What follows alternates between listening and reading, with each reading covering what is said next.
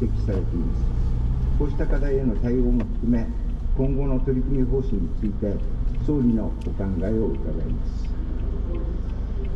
ウクライナ情勢が緊迫化した昨年2月以降、世界的に物価が高騰し、日本でも直近 4% の上昇となっています。ただし、日本の場合、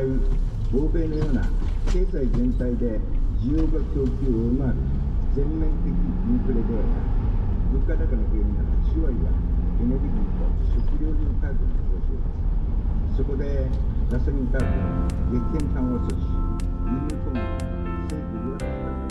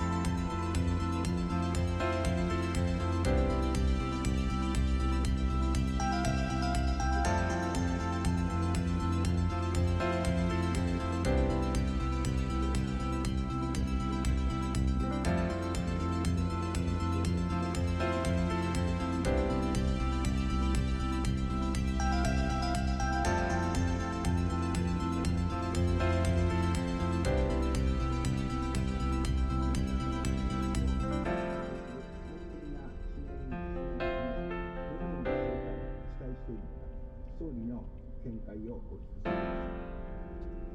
もう一点、現在コロナの影響で地方経済が疲弊し、地方は